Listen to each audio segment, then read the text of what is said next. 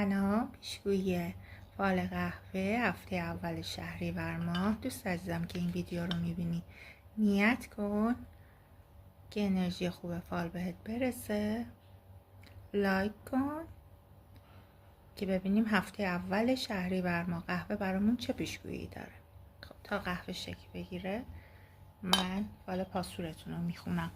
خب نیت بفرمایید، به خواسته و نیتتون میرسید. اگه کسی قطع رابطه کرده با شما دوباره از سمتش پیغام دارید، پدری برای فرزند پسرش تو خانواده قدم برمیداره. اگه سرباز دارید از طرفش پیغام و خبر میشنوید، پیغام و خبر خوش میشنوید. دوره جدید کاری و مالی براتون آغاز خواهد شد، معامله پرسود مالی دارید. برای اشخاصی که میخوان کار جدیدی شروع کنن شهریور ماه فرصت فوق‌العاده‌ای پا میده برای اینکه کار جدید، بیزینس جدید رو استارت بزنید. خیلی خوب افتاده. برای کسایی که قطع رابطه احساسی کردن یا از پارتنرشون فاصله افتاده پیغام خبر میشنون و رابطه گرمتر میشه. برای کسایی که کارهای دادگاهی دارن مخصوص طلاق، وکیل گرفتید، دنبال کارهای دوندگی طلاق هستید، شهریور ماه میتونه پیغام و خبرهای از وکیل بیاد که تکلیف شما رو برای طلاق مشخص کنه. اگر مالی از دست دادید و شما برمیگرده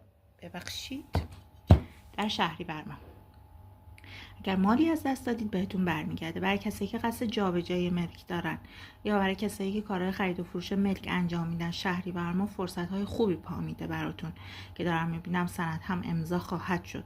نظری که به شما جواب خواهد داد. تغییرات مثبت احساسی برای کسایی که جدیداً با پارتنرشون به مشکل خوردن تو شهریور ماه روابط گرمتر شدن داره. برای کسایی که بیمارن و دوا درمون میکنن، دکتر روی دارن، نظری که بهشون قطعا جواب خواهد داد و شفا خواهند گرفت. خب ببینیم تو فنجون چه خبره. خب تو عدد 2 پول به دست آوردن دادید. اگر به کسی قرض دادید بهتون برمیگرده. میبینید جابجایی خونه دارید، براتون خوب افتاده، روشن افتاده.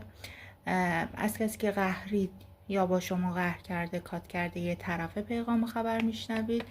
دشمن و حسود دارید تو محل کارتون و چشم دنبالتونه. بعد یه سری تعویض ماشین سفید تعمیر تعویض افتاده. خرید طلا رو دارم روشن میبینم. فروش رو پشیمانی میبینم برات.